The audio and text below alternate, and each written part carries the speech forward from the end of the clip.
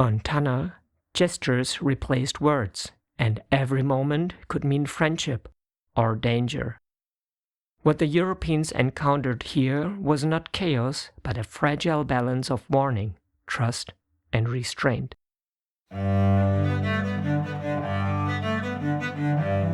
Voyage to go, history. Life is a journey. Being part of it is everything. Hello, my name is Jessica. At the center of this series is Georg Forster, a 17-year-old German naturalist encountering the world far beyond Europe for the first time. His observations were made during Captain James Cook's second voyage through the Pacific in the 18th century. The ship is now anchored off the island of Tanna, Vanuatu.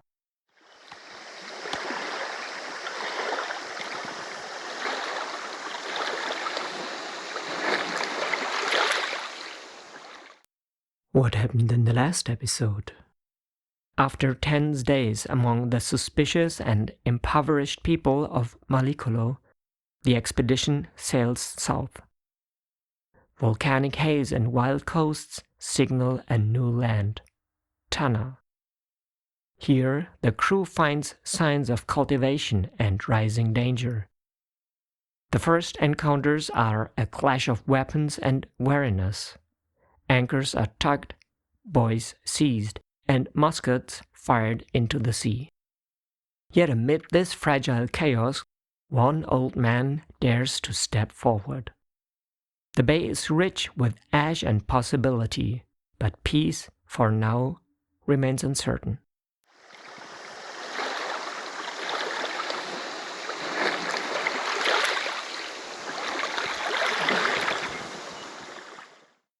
Sunday, August 7th, 1774, Island of Tanna, Vanuatu.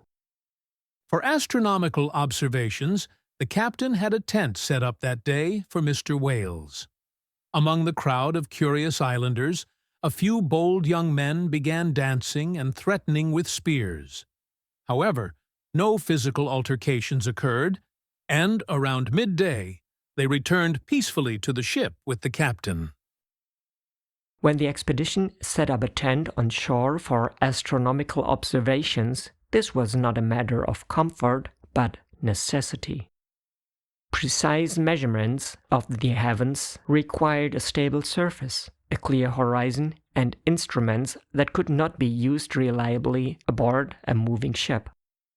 Astronomers like William Wales observed the sun, the moon, and fixed stars to determine latitude and, more importantly, longitude.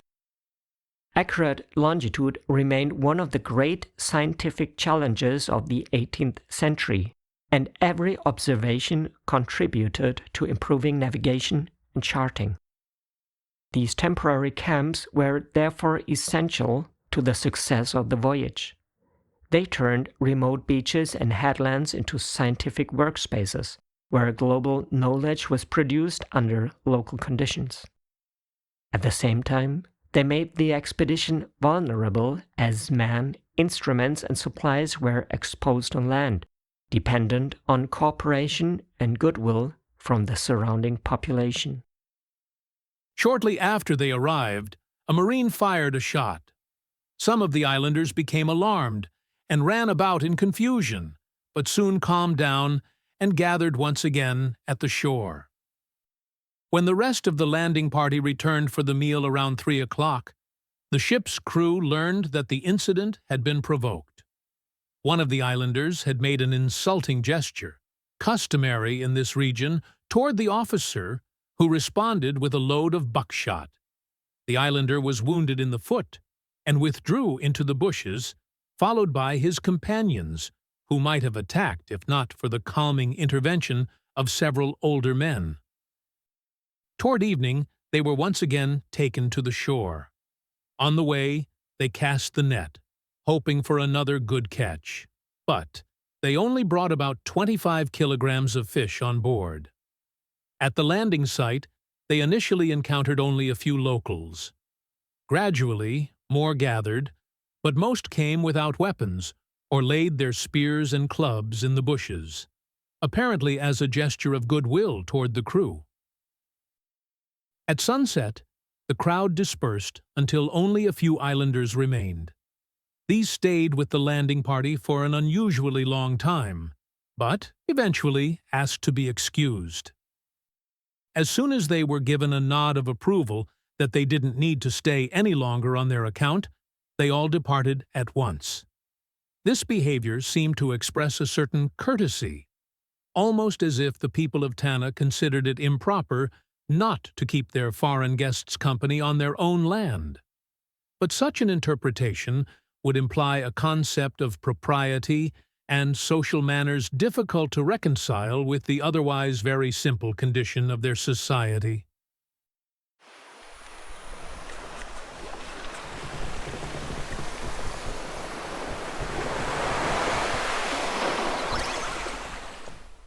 The following morning, Dr. Sparman, Georg's father, and the young naturalist himself again went ashore.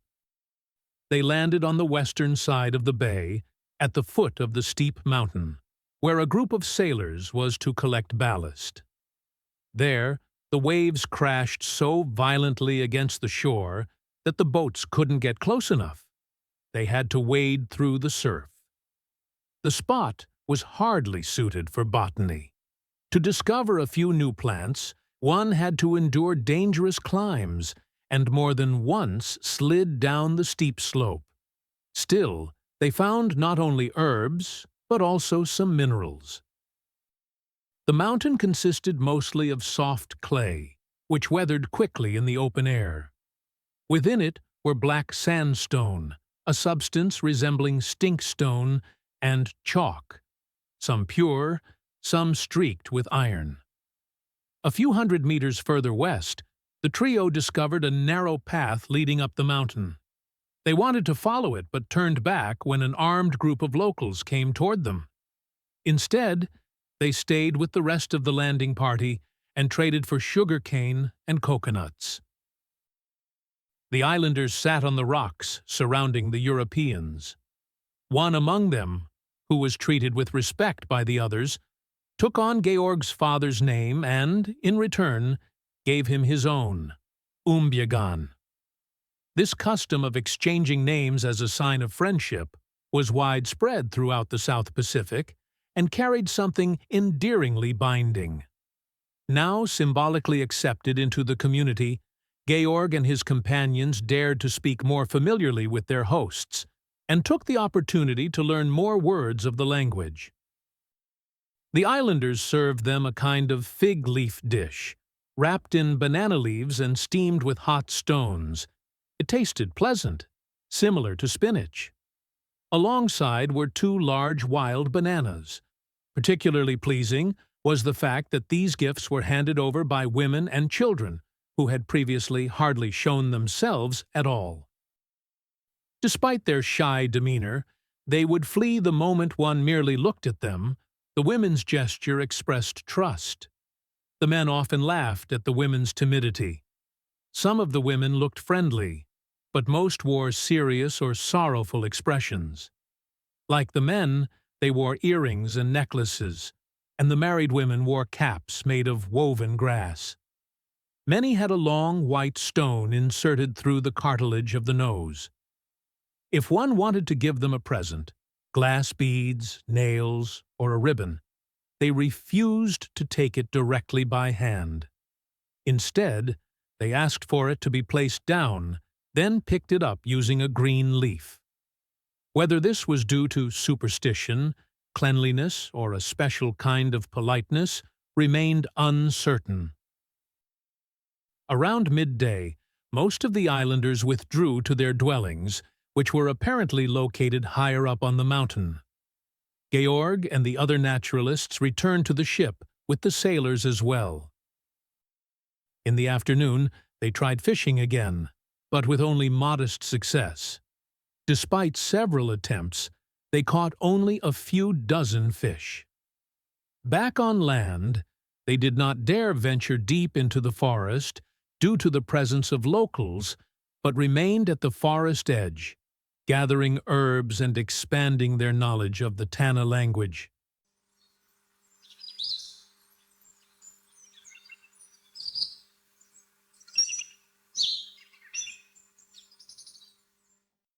The following morning, Georg, his father, and Dr. Sparman returned to the same spot where the sailors had collected ballast the previous day. Despite the heat, they climbed among the rocks for several hours. They found little new and could only look longingly at the higher, dense forest, whose botanical richness remained unexplored, still uncertain whether it was safe to proceed there. On the way back, the three discovered a hot spring bubbling directly from the rock at the edge of the sea. Although they didn't have a thermometer, Georg realized at once how hot the water must be. He couldn't keep his finger in it for even a second. Around midday, they returned to the ship. At the same time, the captain also came back from the water site and brought a local man on board. It was the same young man who had already stood out on their arrival for his calm courage, being the only one who remained standing in the canoe when a cannon was fired, while all the others had jumped into the sea. He introduced himself as Fanokko, wanted to know their names, and made an effort to repeat and remember them. But like all the people of Tanna, he lacked the linguistic flexibility that had been so remarkable among the Malakalees. So Georg and the captain gave him their names, with the softer pronunciation used by the Tahitians. Fanokko had a pleasant face, lively large eyes, and gave an overall impression of cheerfulness, intelligence, and alertness. A clear example of his sharpness showed when Georg's father and Captain Cook had each written down a different word to mean sky. To determine which was correct, they asked Fanokko. The young man didn't hesitate. He stretched out his right hand and said one word, then moved his left hand beneath it and spoke the other. In this way, he made it perfectly clear. The upper hand meant the sky, the lower one, the passing clouds. He explained the names of the surrounding islands with the same simple clarity. The island where a conflict had previously occurred between Cook and the inhabitants, he called Iromanga. The low island they had recently passed by was named Imer. The tall island they had seen to the east of Tanna at the same time was called Ironam. Another island, farther to the south, and not yet seen by them, bore the name Anatum. The islanders must have grown uneasy, as Fanokko had not returned. He had not been aboard long when some of them arrived at the ship in a canoe, asking anxiously about him. As soon as Fanokko heard them, he appeared at the cabin window, called out a few words, and sent them back to shore reassured. But it wasn't long before they came again, this time bringing him a rooster, some sugar cane, and coconuts. Out of gratitude, Fanokko presented these gifts to his host, the captain. Then they all sat down to eat. The visitor tried some salted pork, but one bite was enough. He clearly preferred roasted or boiled yam roots, but overall, the young islander ate with great moderation. He ended his meal with a simple cake that he found exceptionally delicious, even though it was made only from baked apples already riddled with worms. He was also offered a glass of wine. Fanokko drank it without reluctance, but politely declined a second. Throughout the meal, he behaved with remarkable courtesy and tact. Only one thing struck the diners as a bit off-putting. Fanokko used the reed stick he wore in his hair instead of a fork, and scratched his head with it between bites.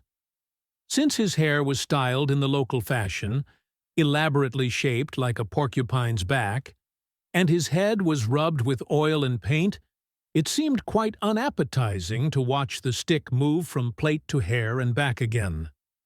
But it likely never occurred to honest Fanokko that this might be seen as improper.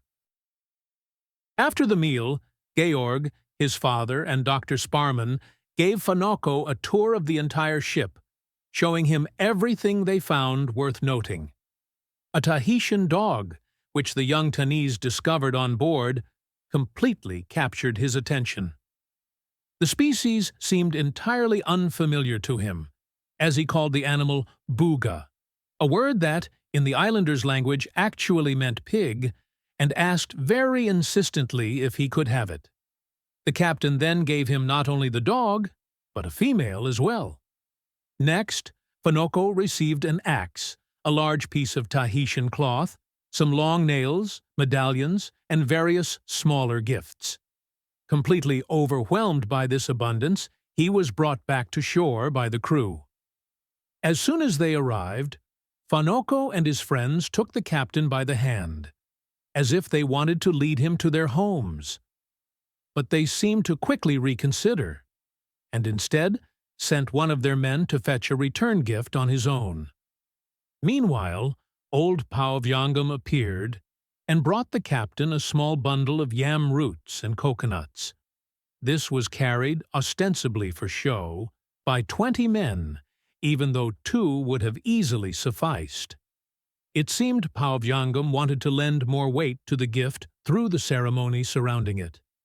Fanokko and his companions waited impatiently for the return of their messenger. But as dusk approached and he still hadn't appeared, the captain eventually left the group. The young men looked visibly embarrassed at not having been able to offer an appropriate response to the Europeans' generosity. Toward evening, Georg, his father, and Dr. Sparman took a walk along the bay's shoreline. At the foot of the gentle slope, they searched the forest for plants. The forest was composed mainly of palm trees and various types of fig trees, whose fruit was edible and about the size of common figs. In that area, the small group of researchers discovered several shelters under which canoes were stored on dry ground, protected from sun and rain. They found actual dwellings only at the far eastern end of the bay. As they were on their way there, a group of islanders met them about 300 paces from their destination and asked them to turn back. Others ran to Captain Cook, pointed toward the 3 men, and urged him to advise them to return.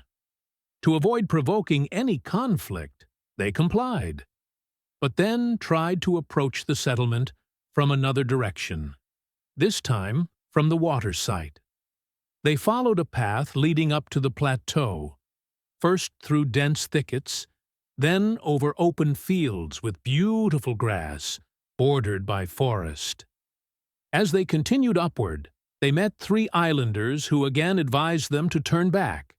Since Georg's group showed no signs of following this advice, the locals chose to accompany them, likely out of caution. Soon they passed through a lighter patch of forest and came to larger banana groves, alternating with fields of yams, arum plants, and fig trees.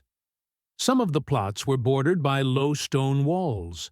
When they realized that the path crossed the southeastern headland of the bay, since the sound of the waves could already be heard from the opposite shore, their guides grew uneasy. After the 3 Europeans explained that they were only interested in the view, the Tanna led them to a small rise with a view of the open sea. In the distance, 8 to 10 kilometers away, lay the island of Anatum, with high mountains and likely a circumference of 10 to 12 kilometers. Once they had taken in the view, they returned the same way. Though earlier the islanders had strongly advised against going farther inland, they now eagerly invited the foreigners to follow them deeper into the land. But since they had sent one of their men ahead, this seemed suspicious, and Georg's group declined the invitation.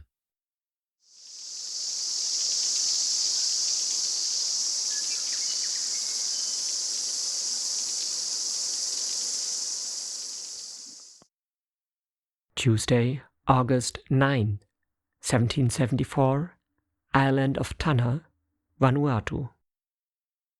Back at the beach, they found the sailors fishing, though the catch was nowhere near as plentiful as the first time. A large group of islanders watched curiously and, through their gestures, made it clear that this method of fishing was entirely new to them. In Tanna, fish were usually hunted with arrows or spears as soon as they appeared at the surface of the water. Whenever the islanders encountered something unfamiliar, they shouted, "Hibao!" This word seemed to carry many meanings. Depending on tone and accompanying gesture, it could express astonishment, fear, disgust, or desire. Especially when they admired something, they snapped their fingers, a peculiar but understandable form of expression in their language. The following morning, after breakfast, Georg, his father, and Dr. Sparman returned to the watering place. The sailors, who had been working there since dawn, reported seeing many islanders passing by from the eastern tip of the land. Women carrying loads, men without any luggage. The seamen interpreted this as a sort of migration. The locals were abandoning the harbor area to settle in a more remote part of the island, safe from muskets and cannons. Georg saw it differently. In his view, the inhabitants had initially gathered at the sound of Cook's arrival, ready to defend their island together if necessary. Now that no threat remained, the people were simply returning to their homes. This seemed plausible, as there were only a few huts around the harbor, located mainly on the eastern headland. The crew continued trying to overcome the islanders' mistrust. Nothing helped more than counting with their fingers, a clear gesture to show how long they intended to stay. One striking observation was that, during today's migration, it was almost exclusively the women who carried the burdens, while the men strolled alongside them unencumbered. A clear sign that gender relations in Tanna were much rougher than, for example, on the Society Islands. Since hardly anyone remained on the beach, Georg and his companions considered it safe to venture further into the plain behind the watering place. There, they discovered several large puddles surrounded by arum plantations, as well as extensive palm forests. The undergrowth was so dense that it was difficult to move forward. Yet the area teemed with life. Many birds could be seen, including flycatchers, woodpeckers, and parrots. Some nut trees, similar to those Georg had already seen in Tahiti, bore edible fruit. In the branches sat doves resembling the familiar tamed species of the Society Islands. One of the officers shot a specimen with 2 long white feathers in its tail. At first, he had thought it was a new species. Some Tannese they encountered reported that 2 doves had been shot, not in their own language, but in the one spoken on the Society Islands. Apparently, the islanders had realized the visitors understood that language better and had deliberately chosen to use it for communication. When Georg's group expressed surprise at this linguistic knowledge, the Tannese repeated their statement in their own language and explained that the one they had used first belonged to the island of Iranen, about 15 kilometers east of Tanna. This linguistic overlap could be interpreted in 2 ways. Either a colony of the presumed ancestral people of the eastern South Sea Islands had migrated to Iranen, or the inhabitants of that island maintained trade with the Society Islands, perhaps via smaller, as yet unknown islands in the region. In the afternoon, Georg, his father, and Sparman set out again. Once more, they encountered only a few locals, even though they crossed the plain up to about 5 kilometers inland. Whenever they met someone, they explained that they were only out shooting birds. With that pretext, they were usually allowed to continue on their way without interference. They did shoot many small birds, but rarely hit one, as the prey disappeared into the tall, dense grass and was hardly ever found again. In the area, plantings of pisang and sugarcane had been deliberately cultivated. However, they saw no dwellings. The plain was mostly undeveloped, covered in parts with tall trees, and in others with low shrubs. In the distance, the group reached a long, wide valley from which smoke rose in several places. They also heard voices coming from different directions, but the people themselves, like their dwellings, remained hidden, as the path was flanked by thick brush and the valley itself was covered in forest. Since the day was already drawing to a close, the group contented themselves with having discovered the valley. They decided to explore it further another time, and quietly, cautiously made their way back to the beach. That night, it rained heavily and almost without pause. The darker the night became, the more impressive the spectacle grew. The fire from the volcano cast a golden glow on the dense smoke rising from its summit. The eruption had clearly subsided, and the underground rumbling had been silent for several days. In the morning, the sky cleared, and Georg, his father, and Sparman were able to go ashore again. As on the previous day, only a few locals appeared. The three searched the western side for a path they had started climbing a few days earlier, leading up the mountain there. The ascent was less steep than expected, and led through a beautiful forest of wild trees and shrubs. Their blossoms gave off a pleasant scent. Blue and purple morning glories twined around the trees like ivy. Around them, birds sang wild melodies, the only living creatures in this deserted area. Without any sign of cultivation or settlements, the three followed the narrow path further up the slope. After about 15 minutes, they reached a small clearing with fine grass, surrounded by magnificent trees. The heat there was particularly intense, as no wind reached the spot, and a sulphurous vapor added to it. The source was soon found. Between the roots of large fig trees, steam rose from a pile of whitish earth. What at first seemed like chalk turned out to be clay, with a mixture of sulfur. It tasted astringent, like alum. When Georg scratched at the earth with a stick, more smoke billowed out, and the ground was so hot they could barely stand on it. A little further up, the explorers reached another open spot, gently sloping, but without grass or vegetation. In one place, the ground consisted of red bolus, an ochre used by the islanders as body paint.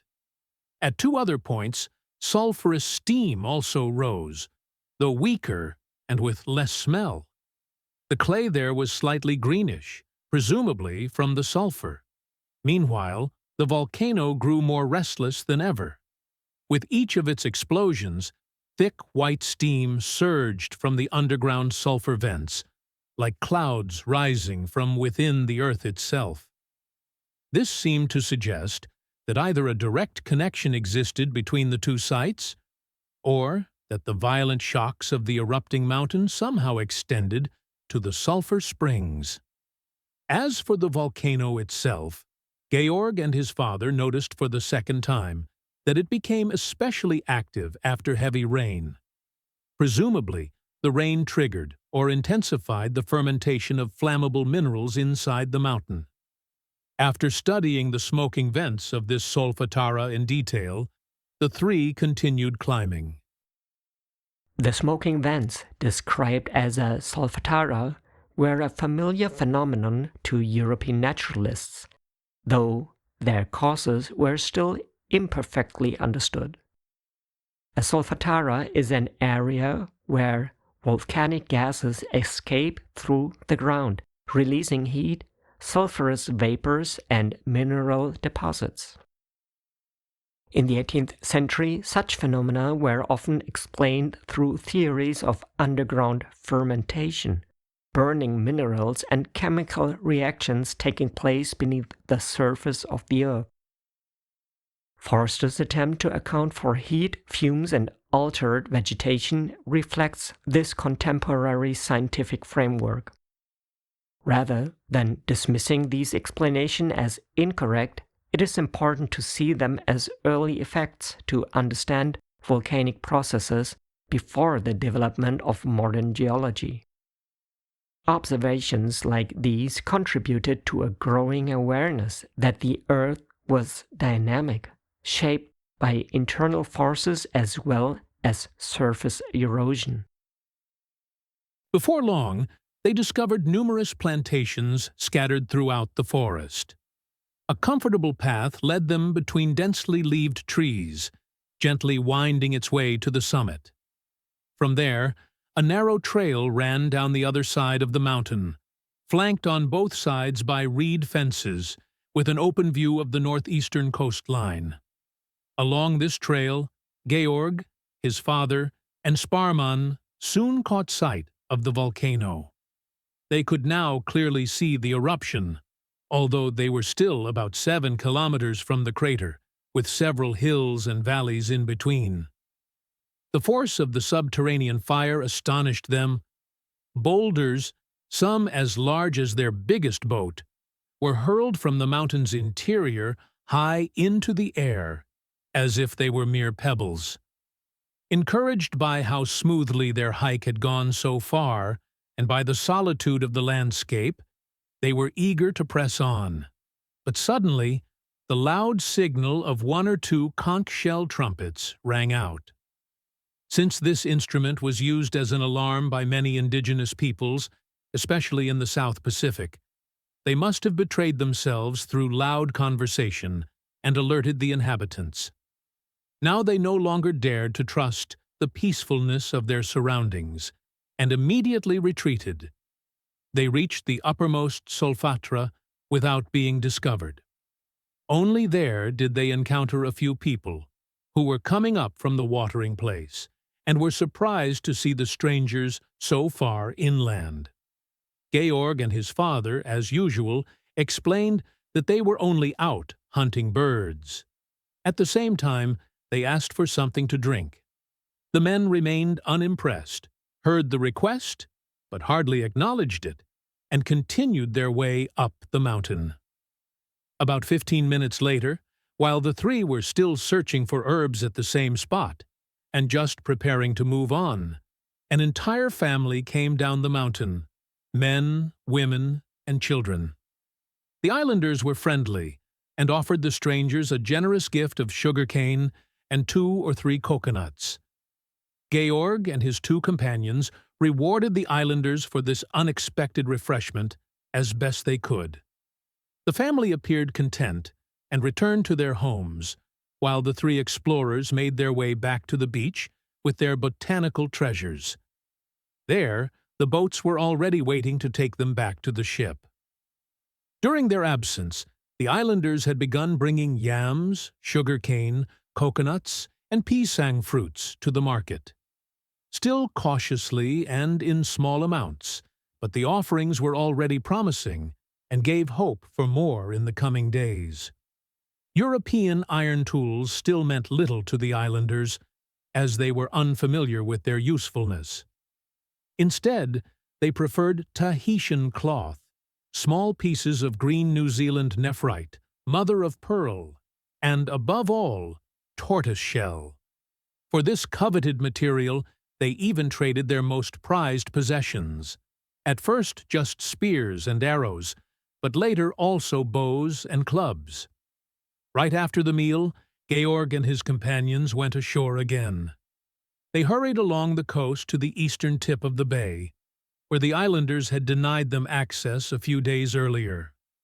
On the way, the men encountered some locals who stopped to talk with them. However, one of them, crouched behind a tree, drew his bow and aimed an arrow at the group. As soon as they noticed the danger, one of the men aimed his musket at the attacker. The islander immediately threw down his bow and crawled toward them submissively. Whether he had truly intended harm remained unclear, but such jokes were nothing to take lightly. Not far from the point of land, which they soon reached, the travelers discovered a striking type of flower, whose bright red color they had already noticed from the ship when first entering the bay. It now turned out to be the blossom of a eugenia tree, a kind of jambos. as they attempted to cross the headland and follow the shore on the other side, 15 to 20 men suddenly blocked their way and urged them emphatically to turn back. When Georg's group did not comply, the islanders repeated their plea with greater urgency and finally made it unmistakably clear, through vivid gestures, that their fellow tribesmen would kill and eat them if they proceeded any further. The explorers were taken aback. They had never considered these islanders to be cannibals. There had been earlier signs, to be sure, but any such assumption would have been premature without clear proof. So at first, the men pretended to have misunderstood the gestures and acted as if they thought the islanders were merely offering them something to eat. They continued on and waved cheerfully, indicating they'd gladly accept the food. But now the islanders made every effort to clarify the misunderstanding. Step by step, they mimed how a person would be killed, cut into pieces, and the flesh scraped from the bones. Finally, they bit into their own arms to make clear that they truly meant human flesh. The gestures described here were intended as a warning, but their meaning was far from straightforward. In encounters where no shared language existed, communication relied on signs, imitation, and dramatic demonstration. Biting into one's arm was a powerful image meant to convey danger and threat rather than to offer a factual description. European travelers often interpreted such gestures literally, fitting them into existing ideas about cannibalism in the South Seas. While ritual or wartime cannibalism did exist in certain regions, it was neither universal nor constant, and it carried meanings very different from European fears and fantasies. In this context, the warning may have served multiple purposes: to frighten strangers, to discourage landing, or to assert control over territory. What the Europeans recorded as proof of savagery may instead reflect a moment of tense negotiation, shaped by fear and misunderstanding on both sides. After this stark warning, the group turned back and walked toward a dwelling situated about 50 paces away, on a small rise. But, as soon as the residents saw them approaching, they ran inside, grabbed weapons, and clearly prepared to defend themselves. They likely believed the strangers had come to rob them. To avoid reinforcing that suspicion, Georg and his companions held back their curiosity, though they suspected they were on to something important. Every morning at sunrise, a slow, solemn chant could be heard coming from this headland, lasting around 15 minutes and resembling a funeral song. This religious ceremony suggested that the site might be sacred, especially since the locals had repeatedly and deliberately tried to keep them away from the area.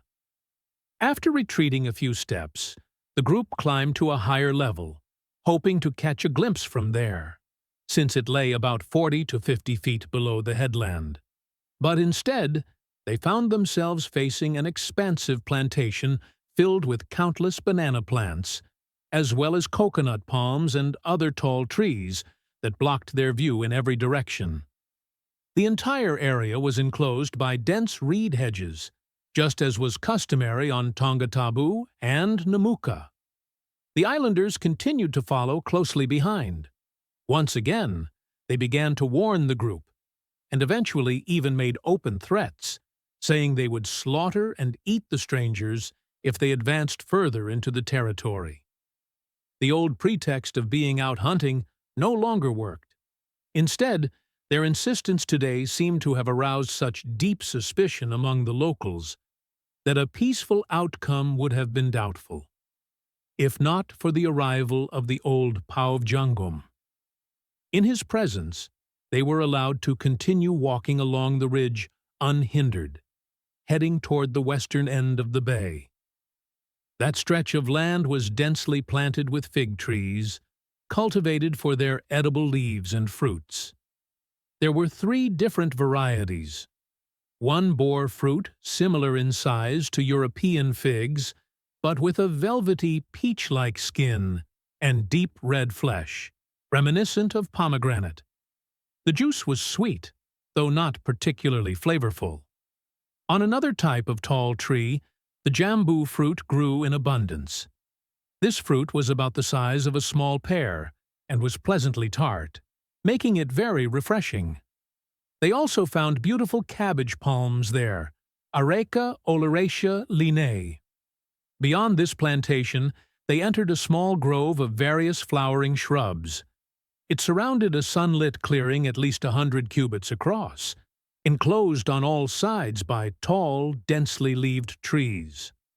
At the edge of this clearing stood 3 dwellings, and in one corner rose a wild and unusually large fig tree. Its trunk, near the ground, measured at least 3 cubits in diameter, and its broad, spreading branches stretched out picturesquely in all directions for about 40 cubits.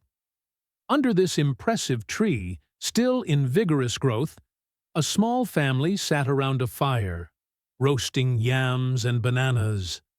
As soon as they noticed Georg's group, they fled into their huts. But Pauvjangom called out to them that they had nothing to fear. On his reassurance, they returned. The women and girls, however, kept a respectful distance, casting only shy glances from behind the bushes now and then. Georg and his companions acted as though they hadn't noticed the shy women and girls, and sat down with the men, who welcomed them with the warm hospitality they had come to know on nearly all these islands, inviting them to share their meal. The huts consisted essentially of large roofs resting on the ground, sloping together at the top. Both ends were open, bounded only by a low railing made of woven reeds and sticks, about 45 centimeters high. The largest of these huts reached a height of around 3 meters, with the same width at the base. In length, however, they extended up to 12 meters. The construction of these dwellings was as simple as could be. 2 rows of poles were driven into the ground at an angle so that their upper ends met.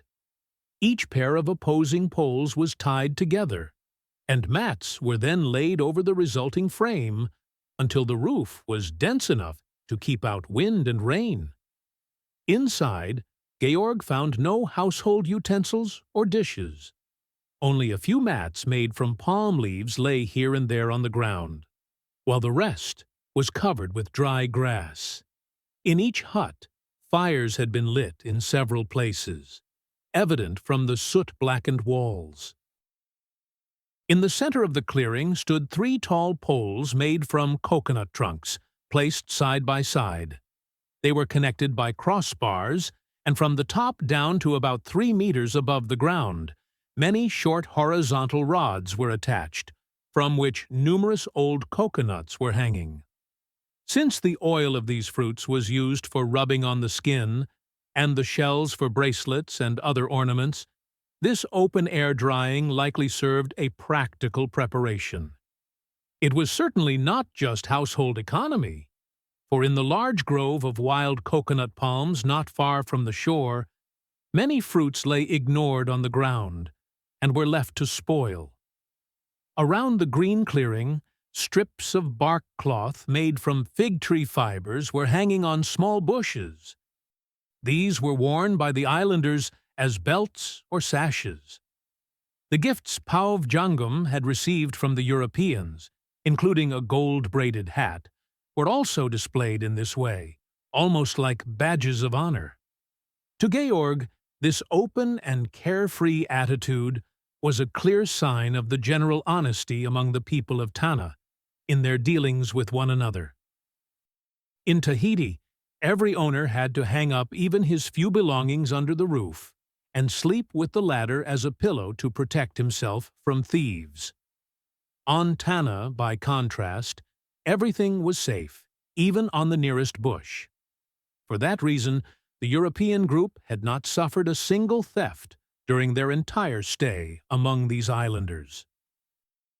As soon as the residents of the huts saw that the strangers neither caused damage nor took or even moved anything inside, they welcomed their presence without concern. The children, who knew neither distrust nor suspicion, and believed the world to be as open-hearted and honest as they themselves were, quickly grew fond of the visitors. Boys between 6 and 14, who had at first kept their distance, gradually came closer and eventually allowed themselves to be taken by the hand. The strangers handed out medals on silky ribbons and pieces of Tahitian cloth, which helped ease the children's fear and shyness.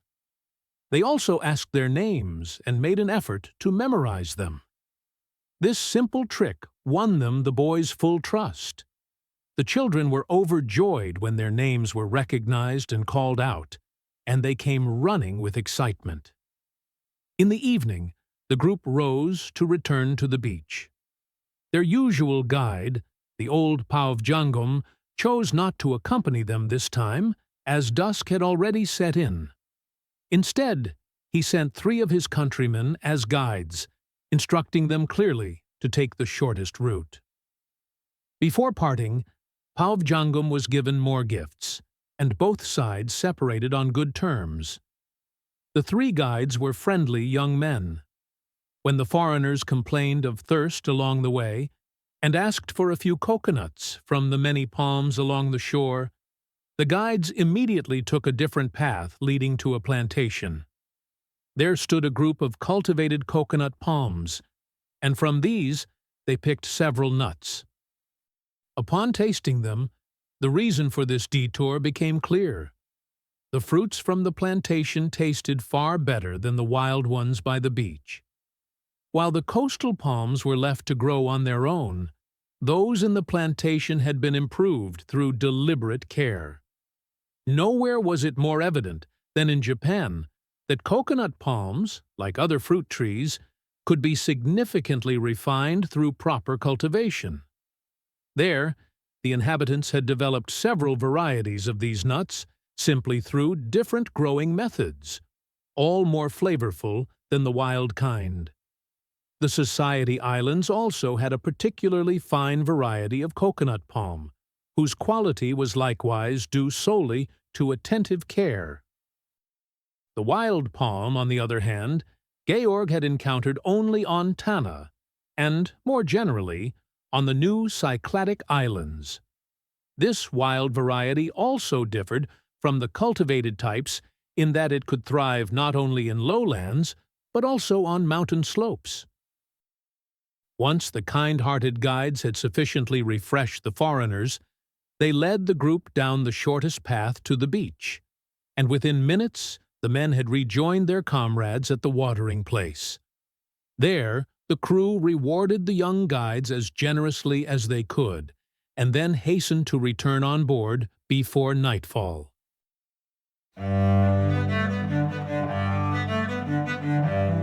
This chapter of the voyage comes to an end here. A map of today's route can be found via the link in the show notes, along with access to present-day impressions of these places. You can continue the journey through the playlist or by subscribing to the channel. And if you'd like to support the podcast, you'll also find the PayPal option there. Because life is a journey, being part of it is everything.